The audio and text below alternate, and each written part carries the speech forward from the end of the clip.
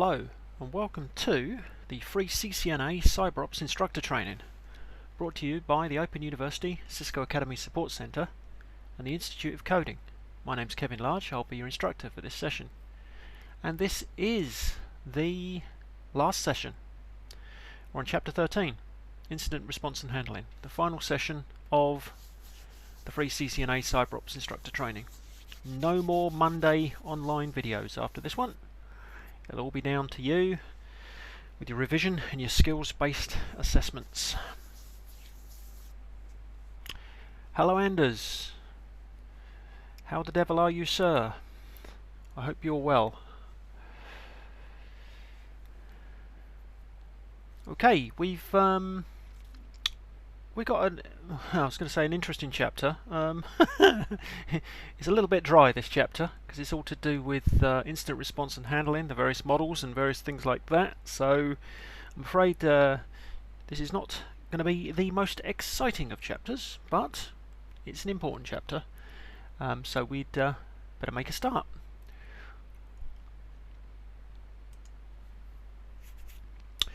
Okay, the first thing we're going to look at is what's known as the cyber kill chain. The cyber kill chain was developed by Lockheed Martin in order to identify and prevent cyber intrusions.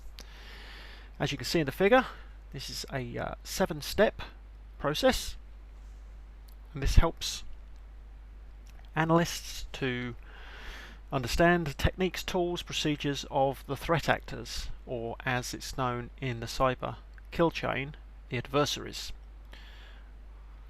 So when responding to an incident, the objective is to detect and stop the attack as early as possible in the kill chain progression. The earlier the attack is stopped, the less damage is done, and the less the attacker will learn about the target network. Now, the cyber kill chain specifies what an attacker must complete in order to accomplish their goal.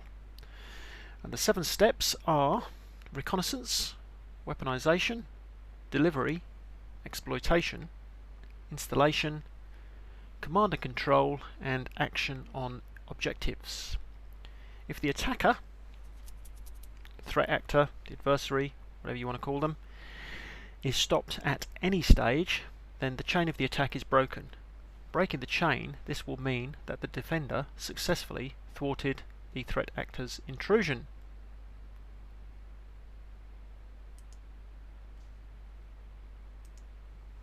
Okay, let's have a little look at the first step of the cyber kill chain.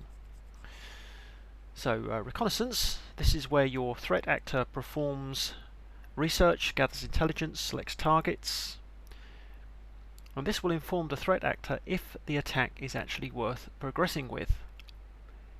Any public information may help determine what, where and how the attack could be performed. Now, there's an awful lot of publicly available information, especially for larger organisations. These include news articles, websites, conference proceedings, public-facing network devices. There's an increasing amount of information surrounding employees, also available via social media outlets. So the threat actor will choose targets that have been either neglected or are unprotected, because they will have a higher likelihood of being able to penetrate and compromise those targets. Any information obtained by the threat actor will be reviewed to determine its importance and if it reveals any possible additional avenues for the attack. So we can see adversary tactics, harvesting emails, identifying employees on social media networks, collecting all public relations information, and discovering internet-facing servers. We can also see our Security Operations Center defenses, looking at web alerts, historical searching data, data mine, browsing analytics, building a playbook for determining browser behavior that could potentially indicate reconnaissance activity, and prioritizing defense around technologies and people that reconnaissance activity is targeting.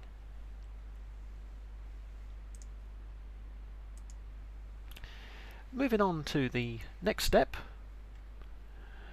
weaponization.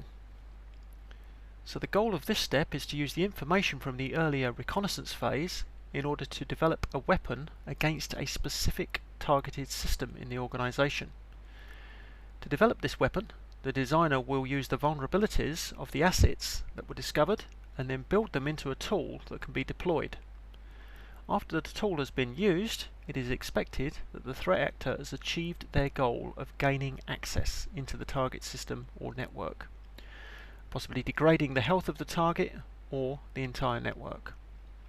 The threat actor will then further examine the network and assets security in order to expose additional weaknesses, gain control over other assets, or to deploy additional attacks. Now, it's not difficult to choose a weapon for the attack. The threat actor needs to look at what attacks are available for the vulnerabilities they've discovered.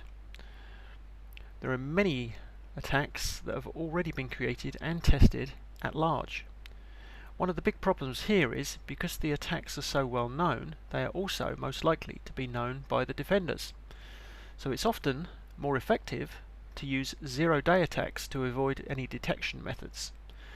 Indeed, the threat actor may wish to develop their own weapon that is capable of specifically designed to avoid detection and using information about the networks and systems of which they've learned. So we can see our adversary tactics here, and we can see our Security Operations Center defenses.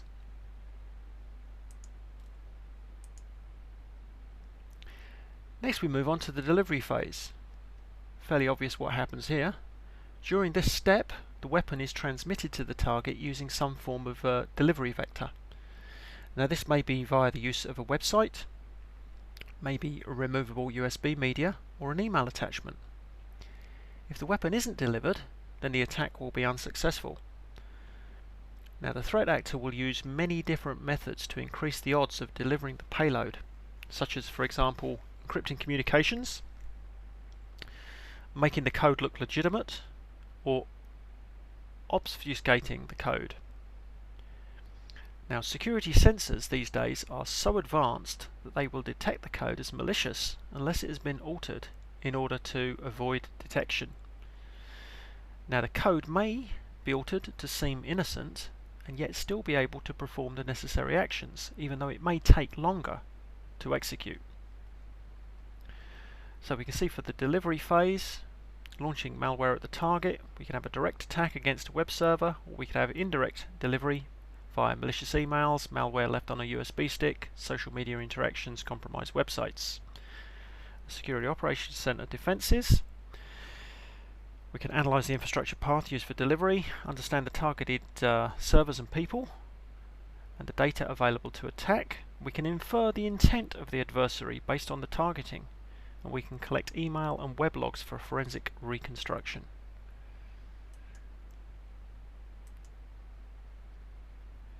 Next comes a fun step. I shouldn't really say that, I know, but exploitation. So this is where the threat actor triggers the weapon and executes it in order to compromise the vulnerability and gain control of the target. So after the weapon has been delivered, the threat actor will use it to break the vulnerability and gain control of the target system or target network. Most common exploit targets are either applications or operating system vulnerabilities or the users. The attacker must use an exploit that gains the effect that they desire. This is extremely important because if the wrong exploit is conducted, then obviously the attack will not work. And also, unintended side effects, such as a denial of service or, for instance, multiple system reboots, could cause undue attention that could easily inform our cybersecurity analysts of the attack and the threat actor's intentions.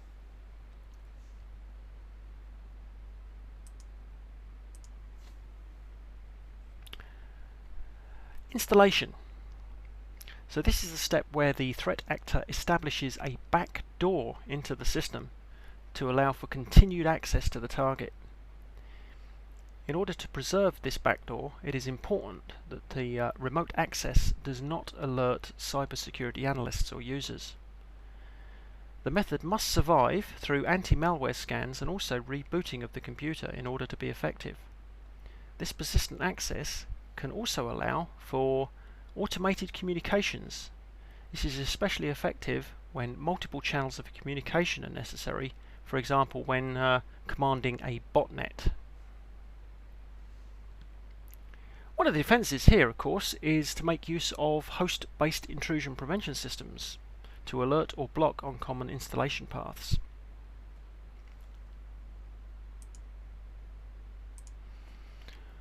Okay, moving forward now to command and control, step number 6.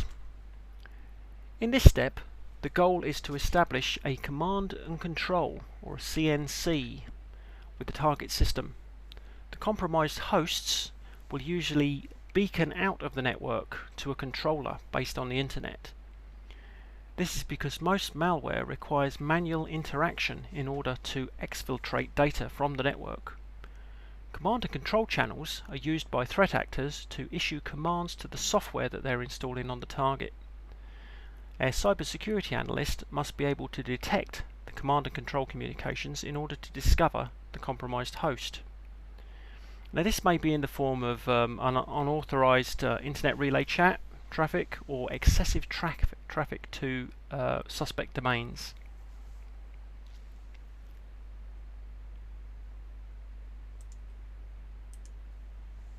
And finally, the last step of the cyber kill chain.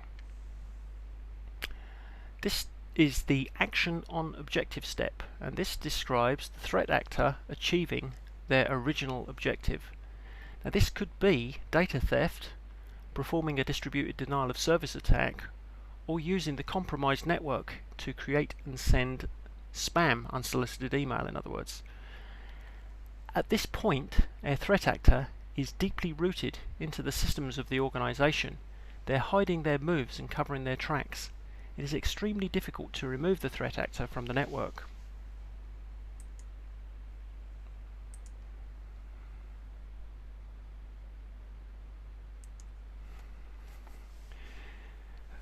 Another very important model that you need to know is the diamond model of intrusion. Now the diamond model of intrusion is made up of 4 parts, and this represents a security incident or event. Now the diamond model is an event that is time-bound activity restricted to specific steps where an adversary will use a capability over some infrastructure against a victim to achieve a specific end result. The 4 core features of an intrusion event are the adversary, the capability, the infrastructure, and the victim. Now the adversary is straightforward enough, so these are the parties that are responsible for the intrusion. The capability, this is the tool or technique that the adversary uses in order to attack the victim. The infrastructure, this is the network path or paths that the adversary uses in order to establish and maintain command and control over their capabilities. And the victim, this is the target of the attack. Now the victim might be the target initially, and then they may be used as part of the infrastructure to launch other attacks.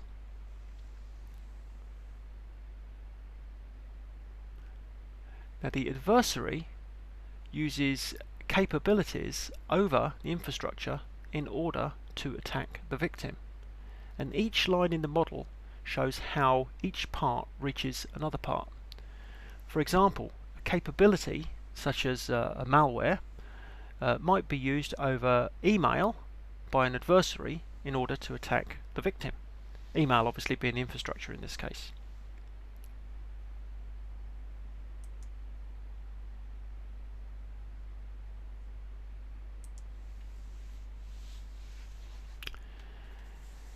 Now we can, as a cybersecurity analyst, be called upon to use the diamond model to diagram a series of intrusion events. The diamond model is ideal for this illustration of how an adversary pivots from one event to the next. So as an example, in this particular figure, the employee reports that his computer is behaving abnormally. So a host scan by the security technician indicates that the computer is infected with malware. An analysis of the malware reveals that the malware contains a list of command and control domain names, and these domain names are resolved to a list of IP addresses. Furthermore, these IP addresses are then used to identify the adversary, as well as to investigate logs and determine if other victims in the organization are using the same command and control channels.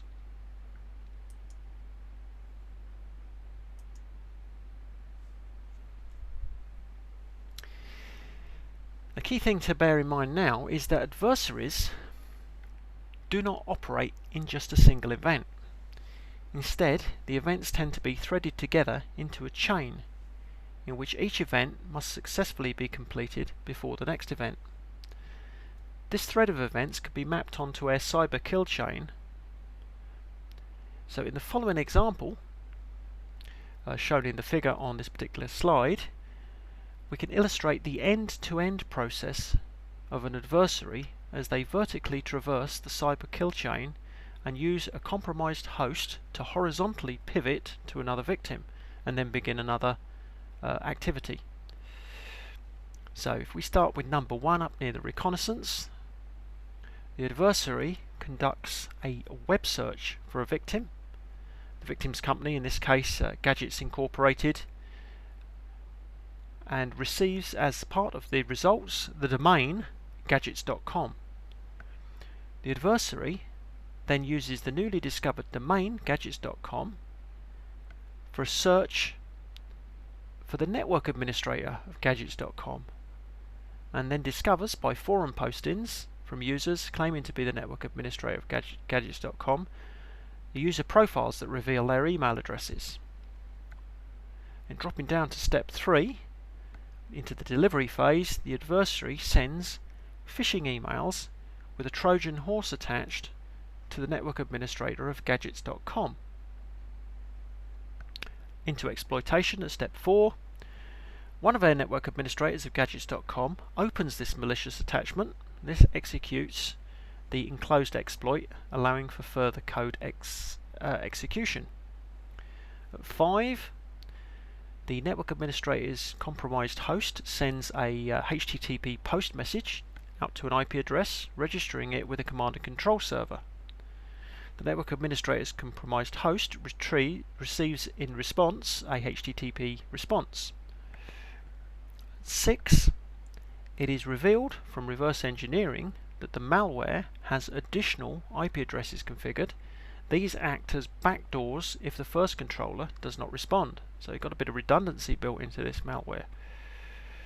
At 7, through the command and control HTTP response messages sent to the network administrator's host, the malware begins to act as a proxy for new TCP connections. Jumping up to 8, starting a new thread, through the proxy establishment on the network administrator's host, the adversary does a web search for most important research ever and finds victim number 2, interesting research.inc. 9, the adversary checks network administrator 1's email contacts list for any contacts from interestingresearch.inc and discovers a contact for interestingresearch.inc's chief research officer. So now we're sort of pivoting and jumping between the two threads. 10, the chief research officer of interestingresearch.inc receives a spearphisher email, in other words a targeted phishing attack from gadgets.inc's network administrator email address sent from the network administrator's host. So it's actually come from the legitimate email address from the legitimate host, but with the same payload as was observed in event number 3, Trojan. Now the adversary now has 2 compromised victims from which additional attacks can be launched.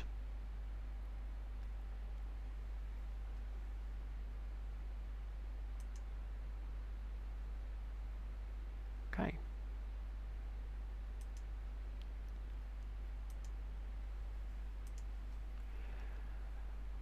VERIS. So what is a VERIS schema. VERIS is the vocabulary for event recording and incident sharing.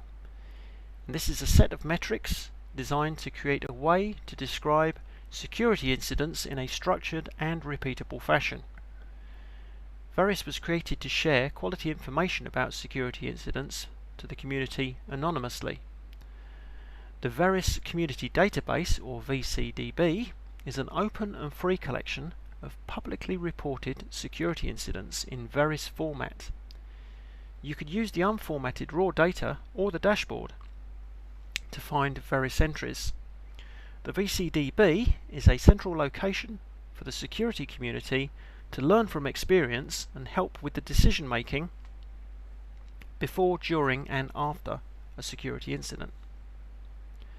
So with the VERIS schema, risk is defined as the intersection of four landscapes. These are the threat landscape, the asset landscape, the impact landscape and the control landscape. Information from each landscape helps to understand the level of risk to an organization. And VERIS helps to determine these landscapes using real security incidents to help risk management assessment.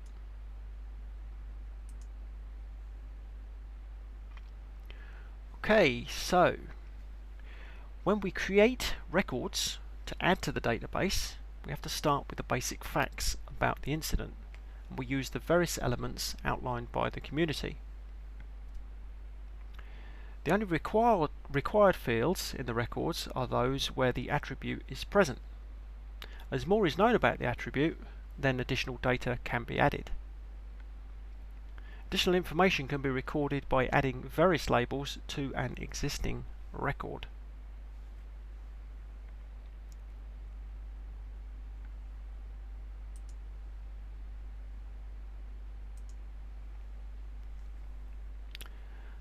So with the VERIS schema, we have top level and second level elements. There are 5 top level elements in the VERIS schema, each of which provides a different aspect of the incident. Each top level element contains several second level elements, and these elements are useful in classifying data that has been collected about an incident. So starting at the beginning with the first top level element, we have the impact assessment. So for any incident there is going to be an impact, and whether this is minor or widespread is often very difficult to determine the scope of the impact until well after the incident has occurred, and in fact sometimes even after it has been remediated. The second level elements used for impact assessment are loss categorization. This identifies the type of losses that are occurred during the incident. Loss estimation. This is an estimate of the total losses that were occurred because of the incident. Estimation currency. This uses the same currency where multiple different types are involved. The impact rating. This is the rating that indicates the overall impact of the incident. It could be a number between 1 and 100 or another scale such as a grading scale. And then we have the notes. So these are additional details which may be recorded. Next top level element, discovery and response. So this section is for recording the timeline of events and the method of incident discovery, and also what the response was to the incident, indicating how it was remediated. The second level elements for the discovery and response are the incident timeline. This is the timeline of all events from the discovery of the incident to the time that the incident has been contained or restored back to a fully functional state. So this section is extremely important for gathering metrics such as the readiness, the actions of the threat actors, the response of the affected organization, and many others as well. The discovery method. This identifies the way in which the incident was discovered. Now this could be accidental or by design. The root cause. This identifies any weaknesses or failure in security allowing the incident to take place. Corrective actions. Now this variable is for recording what will be done to detect or prevent this type of incident in future. And targeted versus opportunistic. This identifies if the incident was a deliberate targeted attack or if it was a random incident based on an opportunity found by the attacker. Next, top level, we have the incident description. So to describe the incident, the VERIS uses what's known as the A4 threat model. This was developed by the risk team at Verizon. The second level elements used for incident description are also known as the 4 A's. Actors, actions, assets, and attributes. So the actors, whose actions affected the incident. The actions, what actions affected the asset. The assets, which assets were affected. And the attributes, how the assets were affected. We then move on to victim demographics. So this section is used for describing the organization that has experienced the incident, and we have the characteristics of the organization, and these can be compared to other organizations to determine if there are any aspects of an incident that are common. The second level elements in this case for victim demographics are the victim ID, identifies the incidents with the organization that experienced them. The primary industry, this identifies the industry which the affected organization conducts business, and basically uses the 6-digit North American Industry Classification System codes. The country of operation, used to record the country in which the primary location of the organization operates. The state, this is only used when the organization operates in the USA. The number of employees, this is used for recording the size of the entire organization, not just a branch or a department. The annual revenue, so this variable would be rounded for privacy. Locations affected, this identifies any additional regions or branches that were affected by the incident, and notes, so any additional details that could be recorded here. And then finally, we have the last of the top level elements, which is incident tracking. And this is for recording general information about the incident, so organizations can identify, store, retrieve incidents over time. Second level elements here would be the incident ID, so this is a unique identifier for storage and tracking. The source ID, this identifies the incident in context of who reported it. The incident confirmation, so this differentiates the incident from those that are known or suspected as being non-incidents. The incident summary provides a short description of the incident. Related incidents, this allows the incident to be associated with any similar incidents. The confidence rating provides a rating as to how accurate the reported incident information is. And again, incident notes allows the recording of any information that is not captured in any of the other VERIS fields.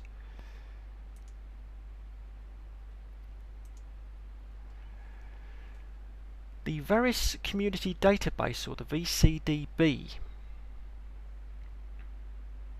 So the VERIS Community Database, this is very useful, shared database for organizations that are willing to participate. The organizations can submit security incident details to the VCDB for the community to use. And the larger and more robust the VCDB becomes, the more useful it will be in the prevention, detection and remediation of security incidents.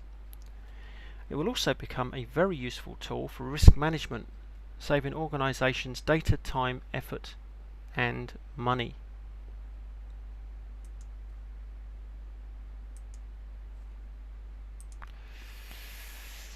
CSIRTS. CSIRT is a computer security incident response team, and this is a group commonly found within an organization that provides services and functions in order to secure the assets of that organization.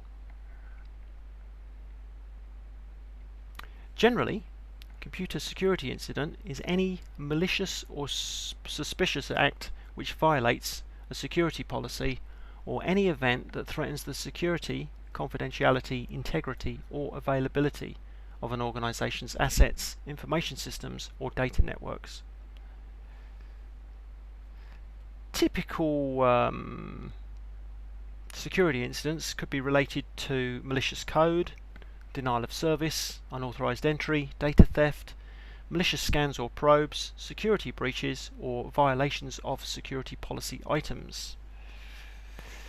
So when a security incident takes place, the organization needs a way to respond, and the Computer Security Incident Response Team, CSIRT, is an internal group commonly found within the organization that provides the services and functions to secure the assets of that organization. A CSIRT does not necessarily only respond to incidents that have already happened. The CSIRT may also provide proactive services and functions such as penetration testing, incident detection, or even security awareness training.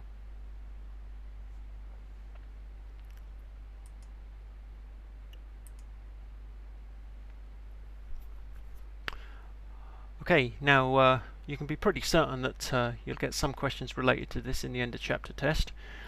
Types of CSIRT.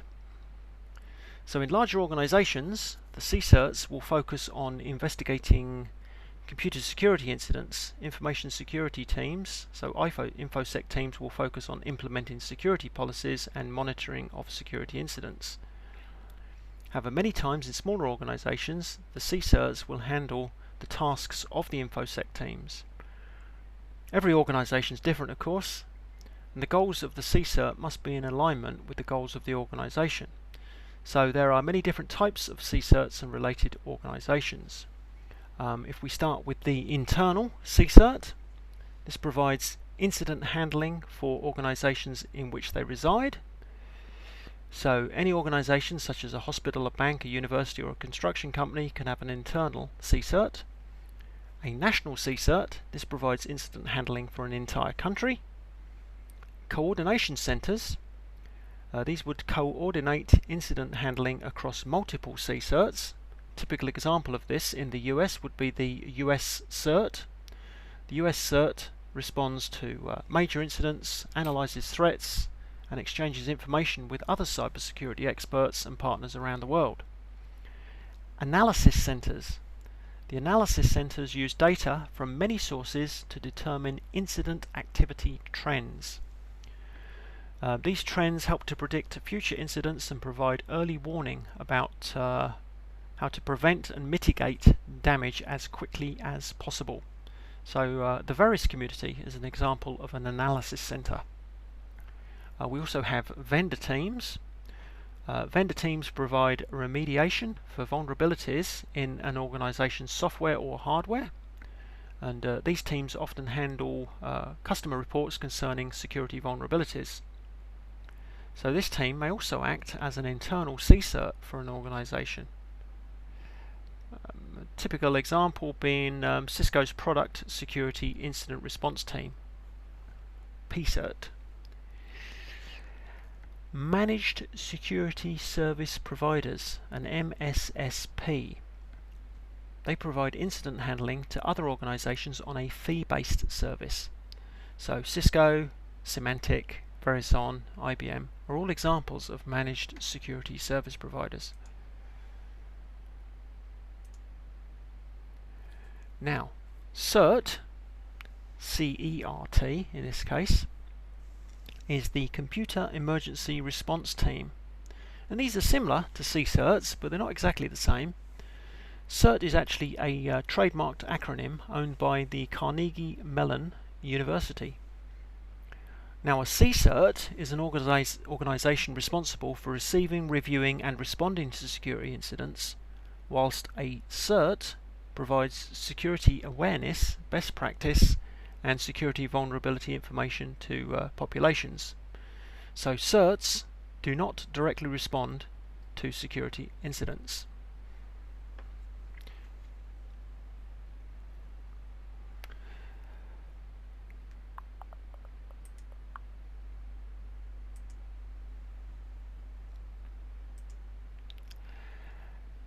The National Institute of Standards and Technologies, NIST. So when we're establishing an incident response capability, the NIST recommendations for incident response are detailed in their special publication 861 Revision 2. This is entitled Computer Security Incident Handling Guide. NIST 861R2 provides guidelines for incident handling, particularly for analysing incident-related data and determining the appropriate response to each incident. The guidelines can be followed independently of a particular hardware platform, operating systems, protocols, or applications. So the first step is for an organisation to establish a computer security incident response capability, and NIST recommends creating policies, plans and procedures for establishing and maintaining the aforementioned computer security incident response capability.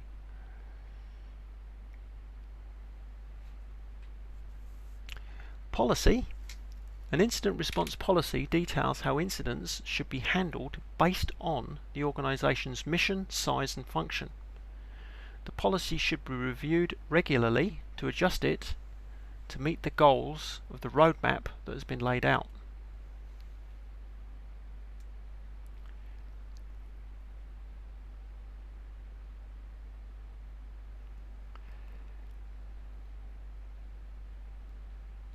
So that's your policies. We also have incident response plans. So a good incident response plan would help to minimize the damage caused by an incident. It also helps to make the overall incident response program better by adjusting it according to the lessons that have been learned. It will ensure that each party involved in the incident response has a clear understanding of not only what they will be doing, but what others will be doing as well. And finally, we have the incident response procedures. So the procedures that are followed during an incident response should follow the incident response plan. The procedures, such as following technical processes, using techniques, filling out forms, following checklists, are standard operating procedures. These standard operating procedures should be detailed so that the mission and the goals of the organisation are kept in mind when these procedures are followed. Standard operating procedures minimise errors that may be caused by personnel who are under stress while participating in incident handling. It is important to share and practice these procedures, making sure that they are useful, accurate and also appropriate.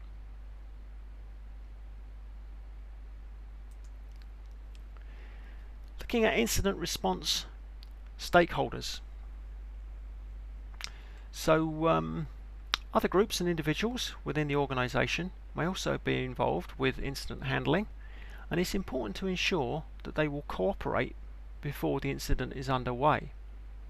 Their expertise and abilities can help the CSIRTS to handle the incident quickly and correctly.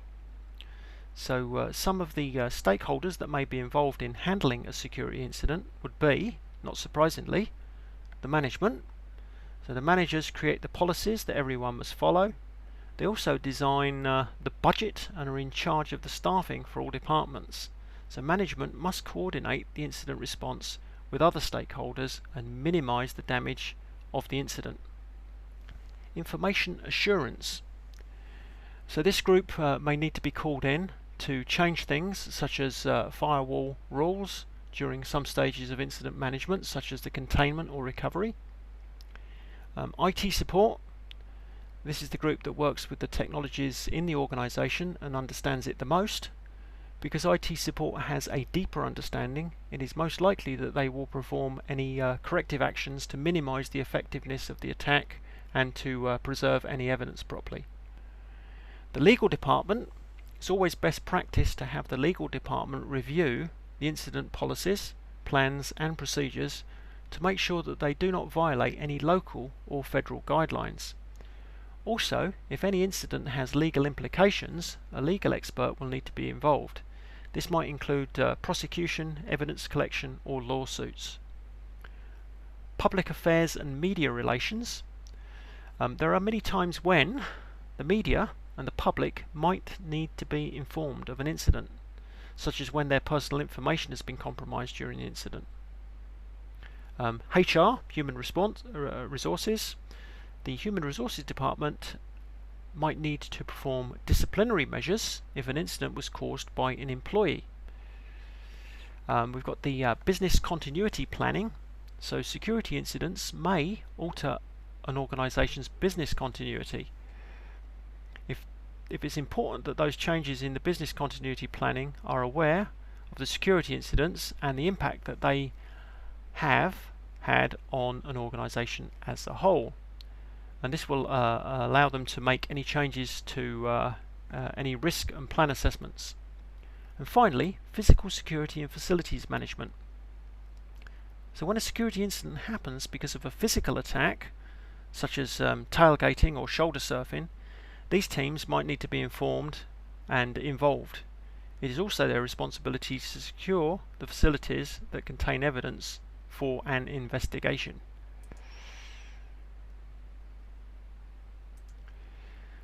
Okay, if we look at a NIST incident response lifecycle, NIST defines 4 steps in the incident response process. These are preparation, detection and analysis, containment, eradication and recovery, and post-incident activities. So, preparation. The members of the CSIRTS are trained in how to respond to an incident. Detection and analysis. So through continuous monitoring, the CSIRTS quickly identify, analyze and validate an incident. Containment and eradication and recovery. So the CSIRTS implement procedures to contain the threat, to eradicate the impact on organizational assets, and also to use backups to restore data and software. So this phase may cycle back to the detection and analysis in order to gain more information or expand the scope of the investigation. And we've got post-incident activities. So the CSIRTS will then document how the incident was handled, recommend any changes for future response, and also specify how to avoid any recurrence of the incident.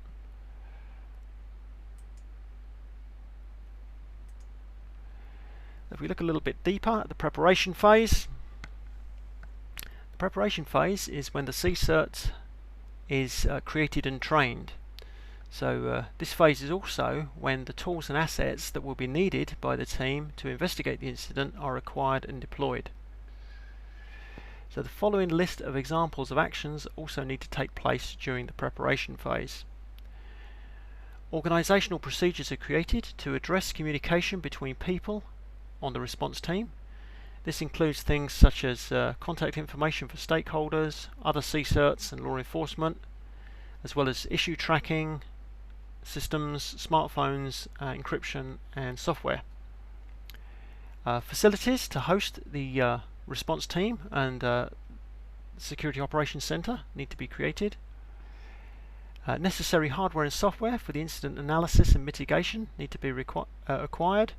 So this may include forensic software, spare computers, servers, network devices, backup devices, packet sniffers and protocol analyzers. Risk assessment is used to implement controls that will limit the number of incidents. And validation of security hardware and software deployment is performed on end-user devices, servers and network devices. And user security awareness training materials need to be developed and deployed.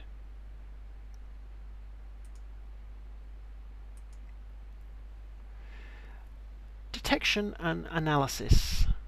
Okay, now because there are so many different ways in which a security incident can occur, it is impossible to create instructions that completely cover each step to follow in handling them. Different types of incidents will require different responses.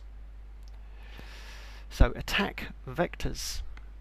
An organization should be prepared to handle any incident, but should focus on the most common types of incidents so they can be dealt with swiftly. Some of the most common types of attack vectors are web, any attack that's initiated from a website or an application hosted by a website, email, any attack that's initiated from an email or email attachment. Loss and theft, any equipment that is used by the organization, such as laptops, desktops, smartphones, that can provide the required information for someone to initiate an attack. Impersonation, when someone or something is replaced for the purpose of malicious intent. Attrition, any attack that uses brute force to attack a device, network or services. And media, this is any attack which is initiated from external storage or removable devices.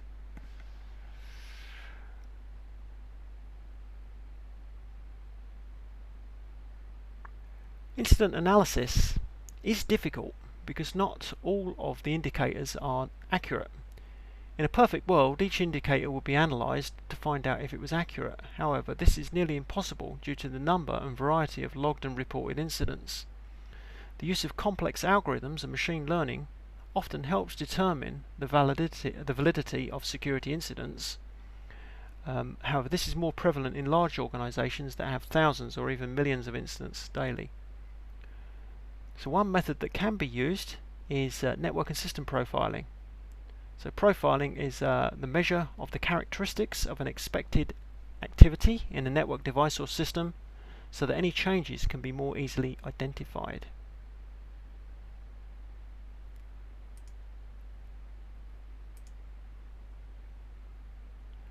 Containment, eradication, and recovery. So after a security incident has been detected and sufficient analysis has been performed to determine that the incident is actually valid, it must be contained in order to determine what to do about it. So strategies and procedures for incident containment need to be in place before the incident occurs and implemented before there is any widespread damage. We need a containment strategy. So every type of incident, a containment strategy should be created and enforced. Some of the conditions to determine the type of strategy to create for each incident would be how long will it take to implement or complete a solution, how much time and how many resources will be needed to implement the strategy, what is the process to preserve evidence, can the attacker be redirected to a sandbox so as a computer security incident response team can safely document the attacker's methodology, what will the impact to availability of services, what is the extent of damage to resources or assets, and how effective is the strategy. Okay, during the incident, evidence must be gathered to resolve it. Evidence is also important for subsequent investigation by the authorities. So clear and concise documentation surrounding the preservation of evidence is critical. For evidence to be admissible in court, the evidence collection must conform to specific regulations. After evidence collection, it must also be accounted properly. So this is known as a chain of custody.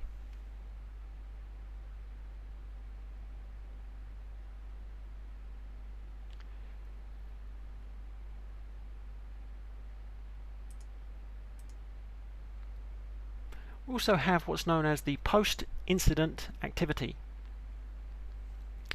So it is important to perform a post-mortem and to periodically meet with all of the parties involved to discuss the events that took place and the actions of all individuals whilst handling the incident. So, a major incident has been handled. The organisation should hold a lessons learned meeting in order to review the effectiveness of the incident handling process and identify any necessary hardening needed for existing security controls and practices. So typical questions to ask would be exactly what happened and at what times, how well did the staff manage, how well did the staff and management perform while dealing with the incident, were the documented procedures followed and were they adequate, what information was needed sooner? Were any steps or actions taken that might have inhibited the recovery? What would the staff and management do differently next time if a similar incident occurred? How could information sharing with other organisations be improved? What corrective actions can prevent a similar incident in the future? What precursors or indicators should be watched for in the future to detect similar incidents? And what additional tools or resources are needed to detect, analyse and mitigate future incidents?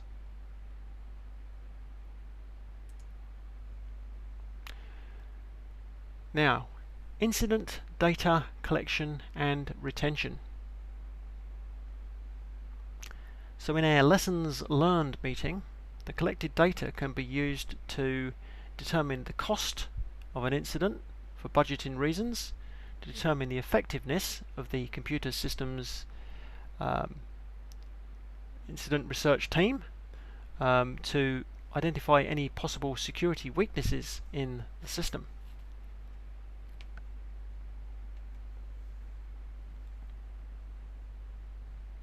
The NIST Special Publication 861 provides examples of performing an objective assessment of an incident. And there should be an evidence retention policy that outlines how long evidence from an incident should be retained. Evidence is often retained for many months or years after an incident has taken place.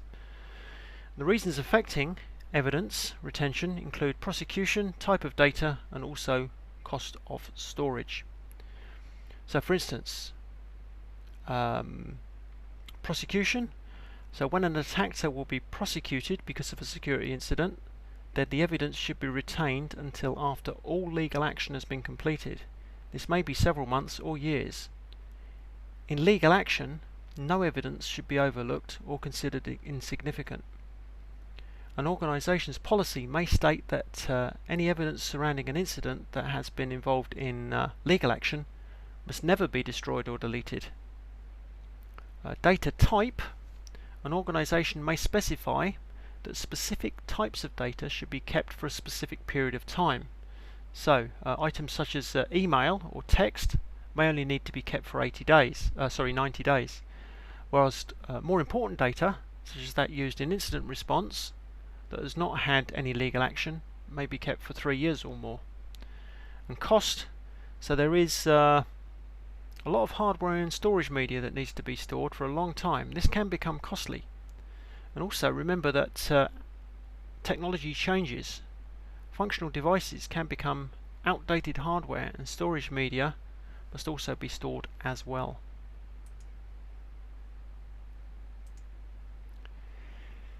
So, reporting requirements and information sharing. Government regulations should be consulted by the legal team to determine precisely the organisation's responsibilities for reporting the incident. In addition, management will need to determine what additional communication is necessary with any other stakeholders, such as customers, vendors, partners, etc. Beyond the legal requirements and stakeholder considerations, NIST actually recommends that an organisation coordinates with organisations to share the details of the incident. For example, the organisation could log the incident in the VERIS community database. A critical recommendation from NIST for sharing information is as follows. Plan incident coordination with external parties before the incident occurs. Consult with the legal department before initiating any coordination efforts. Perform incident information sharing throughout the incident response lifecycle. Attempt to automate as much of the information sharing process as possible. Balance the benefits of information sharing with the drawbacks of sharing sensitive information, and share as much of the appropriate incident information as possible with other organisations.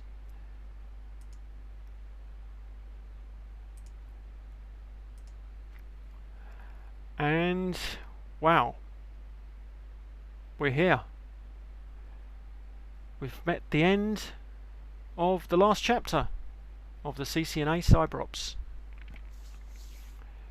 Not the most exciting chapter, a little bit dry with all of the different models for incident response, However, it is now the point where I'm going to hand everything over to you guys and girls. It is now the point where you've got revision and the skills-based assessment. So please keep a close eye on the Open University Cisco Academy Support Centre Facebook page. You've got the study calendars. The study calendar is also on the web page. So let me see if I can quickly find that link to the study calendar. There we go. All right, let's bring that one across.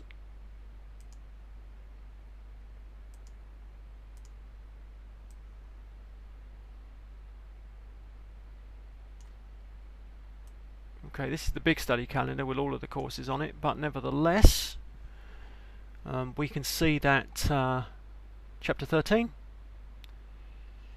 Incident Response and Analysis, Incident Response and Handling, we've got a 2-week break over Christmas, and then we've got 1, 2, 3 weeks for the SBA, finals and accreditation. So what I'm hoping is very soon we'll have a situation where we have a considerable number of CCNA CyberOps accredited instructors. So thank you very, very much for joining me for all of these sessions, and I wish you all the very best with your revision and your further studies and the final exam, and I hope very soon that I will be accrediting everybody as fully qualified Cisco CCNA CyberOps instructors. Best wishes to everybody for Christmas, and who knows, I'll probably see you again on one of the OU Cisco Academy courses in the future. Thank you very much.